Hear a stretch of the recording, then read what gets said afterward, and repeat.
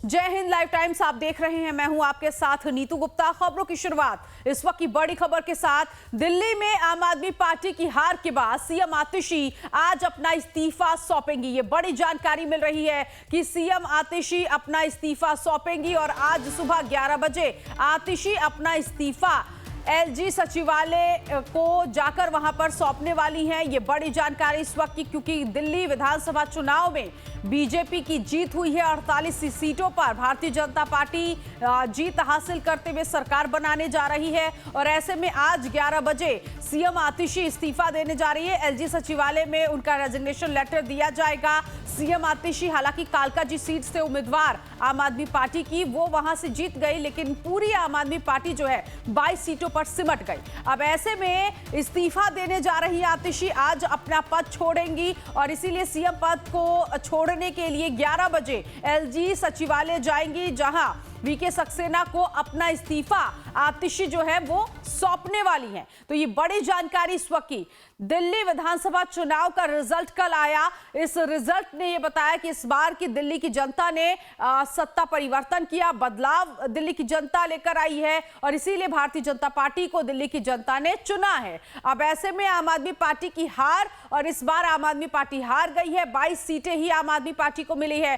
कालकाजी से आतिशी को उतारा गया था। उनके टक्कर में रमेश बिधूड़ी बीजेपी से थे, अलका लांबा कांग्रेस से थी। हालांकि बिधूड़ी सुबह आगे चल रहे थे और आतिशी पीछे थी, लेकिन बाद में धीरे धीरे आतिशी आगे बढ़ी और कालकाजी सीट निकाल ली आतिशी। कहा जा सकता है आम आदमी पार्टी के लिए एक जो महिला उम्मीदवार है और मुख्यमंत्री, उन्होंने लाज बचाई। लेकिन आम आदमी पार्टी की बात करें तो इस बार दिल्ली चुनाव आम आदमी पार्टी हार चुकी है और अब इस्तीफा देंगी आतिशी। आज सुबह 11 बजे एलजी सचिवालय पहुंचेंगी। शालिनी इस वक्त हमारे साथ जुड़ गई है, संवाददाता इस पूरे मामले को लेकर। आतिशी अपना इस्तीफा आज सुबह 11 बजे सौंपेंगी, एलजी सचिवालय पहुंचेंगी। शालिनी, क्या कुछ अपडेट इस वक्त? देखिए, कल विधानसभा चुनाव के नतीजे सामने आए और इसमें आम आदमी पार्टी की करारी हार हुई और अब दिल्ली में बीजेपी की सरकार बन गई है, तो दिल्ली में बीजेपी का ही मुख्यमंत्री होगा। ऐसे में आज 11 बजे आतिशी बतौर मुख्यमंत्री अपना इस्तीफा एलजी वीके सक्सेना को सौंपेंगी। 11 बजे वो दिल्ली सचिवालय पहुंचेंगी और वहां पर वो अपना इस्तीफा जो है वो सौंपेंगी।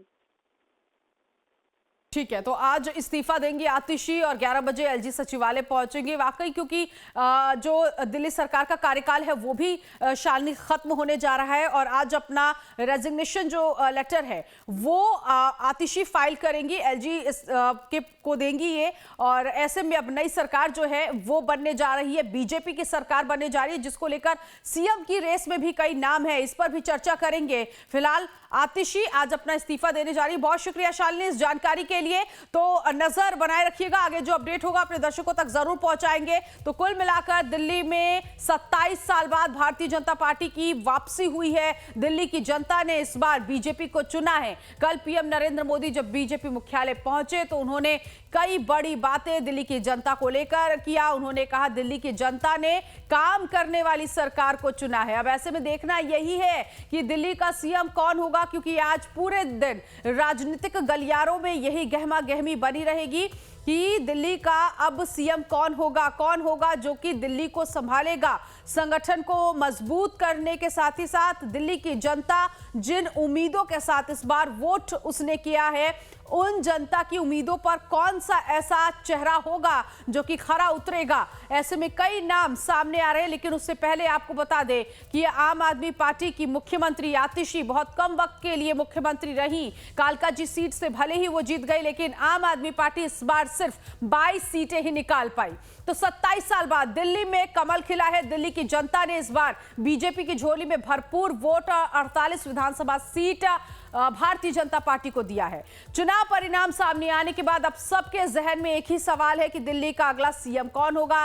कई नाम सीएम पद की रेस में शामिल है, जिनमें प्रवेश वर्मा का नाम बताया जा रहा है, मजिंदर सिंह सिरसा, बांसुरी स्वराज, कमलजीत सहरावत, विजेंद्र गुप्ता, मनोज तिवारी के अलावा और भी कई ऐसे नाम हैं जो कि सुर्खियों में चल रहे हैं। इसके अलावा बीजेपी प्रदेश अध्यक्ष वीरेंद्र सचदेवा का नाम भी सामने आ रहा है। बीजेपी की बैठक का इंतजार है, क्योंकि बीजेपी की बैठक में ही तय होगा कि दिल्ली का ताज किसके सिर पर सजने वाला है। दिल्ली में इस बार सीएम पद के चेहरे पर चुनाव नहीं लड़ा गया। साथ ही साथ एक और सवाल यह भी कि क्या बीजेपी मध्य प्रदेश, राजस्थान और छत्तीसगढ़ वाला प्रयोग दिल्ली में कर सकती है। इन तीनों ही राज्यों में चुनाव परिणाम सामने आने के बाद बीजेपी ने बिल्कुल नए चेहरे को सामने लाया और सबको बीजेपी ने चौंका दिया। तो क्या वही पैटर्न जो है वो दिल्ली सीएम को लेकर भी लागू किया जाएगा, या फिर जो ये संभावित चेहरे इस वक्त हम आपको टीवी स्क्रीन पर दिखा रहे हैं, इन्हीं में से कोई एक होगा जो दिल्ली की सत्ता पर काबिज होगा, दिल्ली की सत्ता को संभालेगा? कौन होगा मुख्यमंत्री? क्योंकि अमित शाह और पीएम नरेंद्र मोदी, यही वो दो लोग हैं, ये वही दो चेहरे हैं जिनको मालूम है कि दिल्ली का अगला मुख्यमंत्री कौन होगा।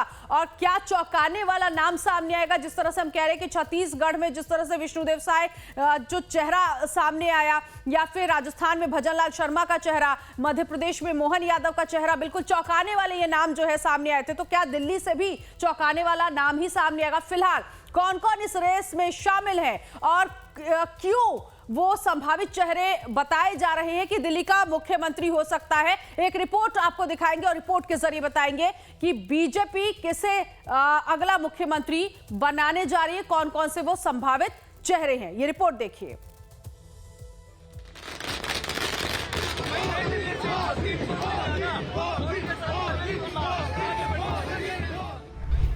इस प्रचंड जीत के बाद अब दिल्ली की राजनीति में अगला सवाल है कि कौन बनेगा नया मुख्यमंत्री। बीजेपी की ओर से अभी कोई भी पत्ता नहीं खोला गया है, किसी को कोई भी भनक तक नहीं लग पाई है, लेकिन पार्टी के भीतर कवायद तो शुरू हो ही चुकी है। ऐसे में हम आपको ये बताते हैं कि फाइनल ऐलान जब भी हो, लेकिन फिलहाल चर्चा के नामों को लेकर है। सूत्रों की माने तो इस बार बीजेपी राष्ट्रीय स्तर के समीकरण और भविष्य की राजनीति को देखकर अपने सीएम तय करेगी। इस लिहाज से कई नेता दौर में शामिल हैं। इनमें सबसे प्रबल दावेदार हैं अरविंद केजरीवाल को हराने वाले प्रवेश वर्मा। प्रवेश वर्मा 2 बार के सांसद रहे हैं, पूर्व सीएम साहिब सिंह वर्मा के बेटे हैं। प्रवेश वर्मा जाट समुदाय से आते हैं और उनका प्रभाव दिल्ली के आसपास क्षेत्रों पर भी दिखता है। प्रवेश को सीएम बनाने का फैसला हरियाणा से लेकर राजस्थान तक जाट वोटरों को रास आ सकता है।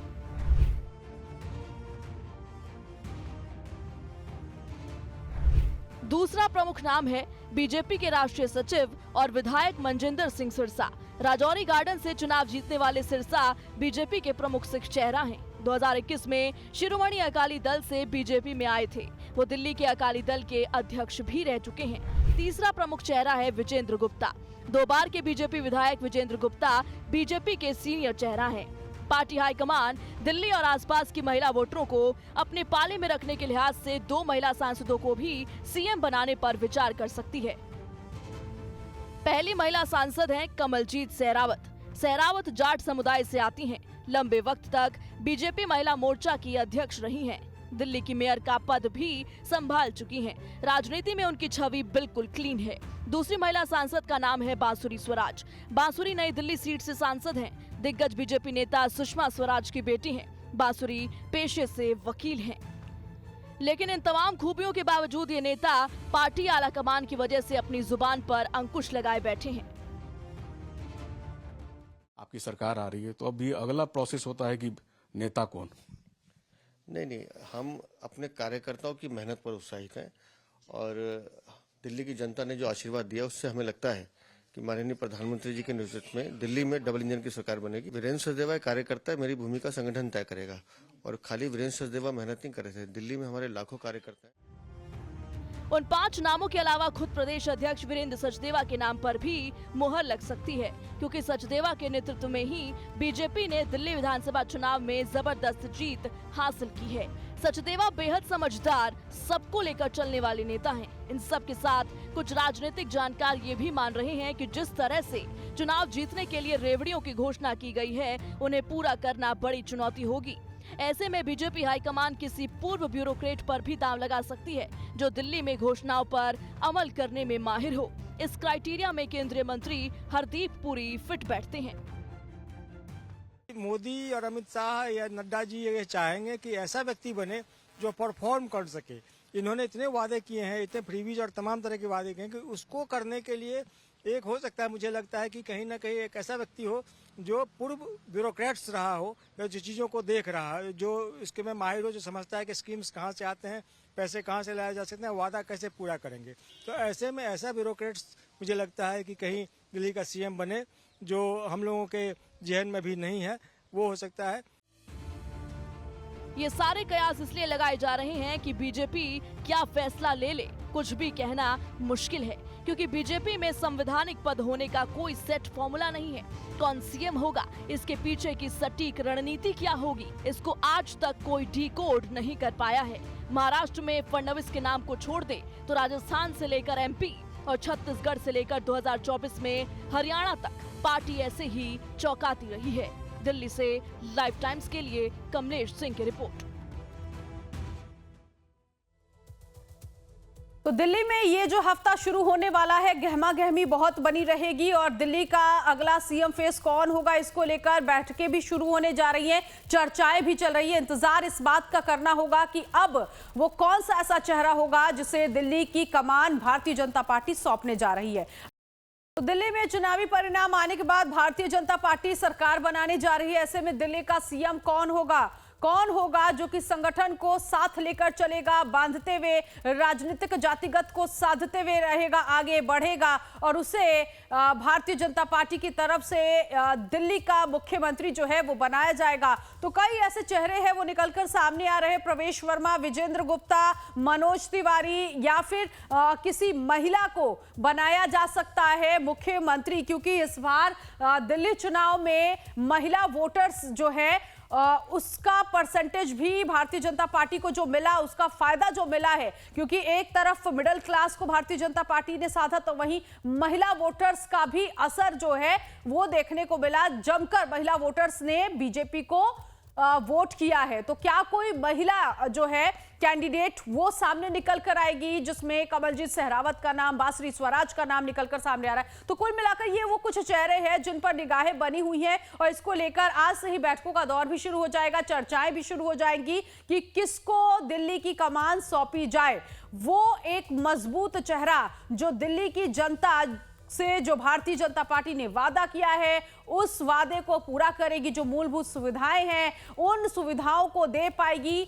इसीलिए बीजेपी ने कहा है कि जो विकास के काम हैं वो होते रहेंगे और विकास के लिए ही सरकार जो है दिल्ली की जनता ने चुना है। अब ऐसे में क्या प्रवेश वर्मा होंगे, प्रवेश वर्मा फिट बैठते हैं सीएम कैंडिडेट को लेकर, या फिर कोई और चेहरा होगा? प्रशांत त्रिपाठी इस वक्त हमारे साथ जुड़ गए संवाददाता। प्रशांत, क्योंकि देखिए माना यह जा रहा है कि 10 दिनों के भीतर सीएम फेस का चेहरा सामने आ जाएगा, क्योंकि उसके बाद पीएम नरेंद्र मोदी का जो विदेश का दौरा है वो शुरू हो जाएगा। कई ऐसे नाम जो हम दिखा रहे हैं इस वक्त टीवी स्क्रीन पर, क्या उन्हीं में से कोई एक हो सकता है? या फिर जिस तरह से बीजेपी के सांसद रवि किशन ने कहा कि आप यूपी देख लीजिए, मध्य प्रदेश देख लीजिए, छत्तीसगढ़ देख लीजिए, राजस्थान देख लीजिए, चौंकाने वाले नाम सामने आए, तो क्या दिल्ली चुनाव में भी चौंकाने वाला नाम सामने आएगा? देखिए, इसमें कोई दो राय नहीं है कि अप्रत्याशित निर्णय जो है वो अक्सर सामने आते हैं। हो सकता है कि अप्रत्याशित कुछ नाम सामने आए, लेकिन अगर पिछले 25 से 27 सालों के बीच के दौरान का अगर आप देखेंगे तो पहला नाम प्रवेश वर्मा का ही आता है, क्योंकि जाट समुदाय से आते हैं। उनके पिताजी ऑलरेडी दिल्ली के मुख्यमंत्री साहिब सिंह वर्मा जी मुख्यमंत्री रह चुके हैं। ऐसे में अरविंद केजरीवाल ने 3 बार जीत हासिल की नई दिल्ली से, वो बने मुख्यमंत्री। 3 बार शीला दीक्षित ने जीत हासिल की नई दिल्ली से, वो भी नई दिल्ली से कैंडिडेट होने के नाते ही मुख्यमंत्री बनी। तो ऐसा माना जाता है कि नई दिल्ली सीट को जो भी फतह हासिल करता है वो मुख्यमंत्री बनता है। तो ऐसे में साहिब सिंह वर्मा का नाम प्रायोरिटी पे है, नंबर 1 पे है, इसमें कोई दो राय नहीं, इसमें कोई गुरेज नहीं। इसके अलावा प्रवेश वर्मा का नाम आने के पीछे एक और कारण है। आपको याद होगा कि चुनाव से जस्ट पहले जाट समुदाय को आरक्षण देने का जो मुद्दा है अरविंद केजरीवाल ने छेड़ा था और उसको लेके केंद्र सरकार ने ये कहा था कि हम इस पे गंभीरता से विचार करेंगे, लेकिन गंभीरता से तब विचार करेंगे जब राज्य सरकार हमें इस तरह के निवेदन या आवेदन पत्र भेजे।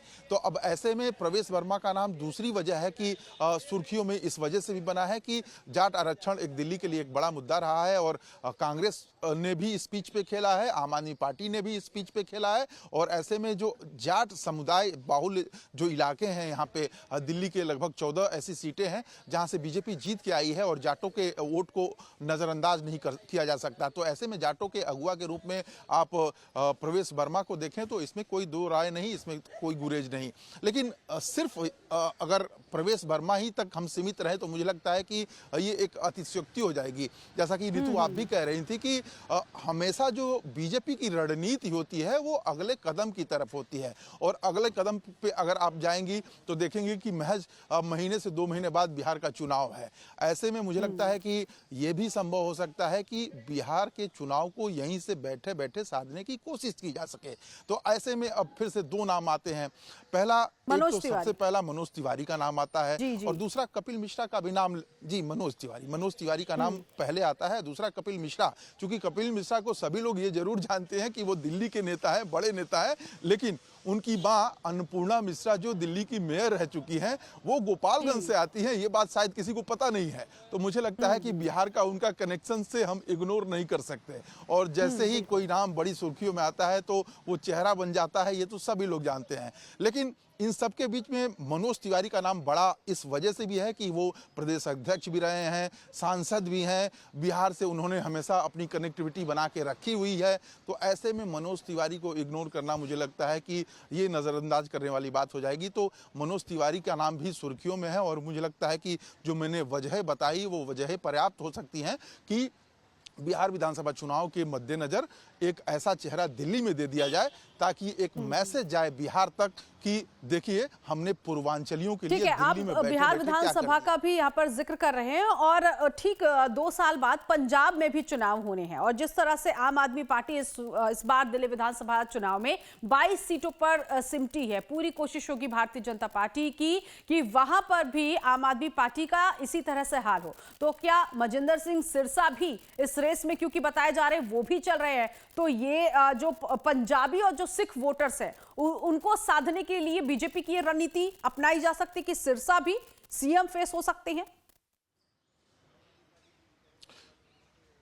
देखिए सिरसा प्रायोरिटी है, इसमें कोई दो राय नहीं है, लेकिन अरविंदर सिंह लवली एक सिख नेता हैं, बड़े नेता हैं दिल्ली के, उनको भी आप इग्नोर नहीं कर सकते। मैं उसी तीसरे पॉइंट पे आने ही वाला था बिहार के बाद से जो आपने सवाल कर दिया। देखिए पहली बात, सभी लोग जानते हैं कि मनिंदर सिरसा की जो दोस्ती है वो भगवंत मान से बहुत अच्छी है, इसमें कोई दो राय नहीं है और अक्सर देखा जाता है कि एक दूसरे को लोग राजनीति के अलावा मिलते जुलते भी हैं। तो ये एक अलग मुद्दा है कि उनकी आपसी प्रेम अलग मुद्दा है, लेकिन राजनीति के हिसाब से अगर आप देखेंगे तो दिल्ली में मनिंदर सिरसा एक बड़ा नाम है और पंजाब को आप इग्नोर नहीं कर सकते, हल्के में नहीं ले सकते। वहाँ पे इलेक्शन भी है और जाहिर तौर पे जैसा कि मीम्स भी आप सामने देख रहे हैं कि अब दिल्ली के बाद से हम पंजाब। चलिए अब कुल मिलाकर प्रशांत, आज से ही ये जो बैठकें हैं ये भी शुरू होंगी, चर्चाएं शुरू हो जाएंगी। पीएम नरेंद्र मोदी, अमित शाह मंथन भी करेंगे और कर भी रहे हैं कि कौन होगा दिल्ली का अगला सीएम।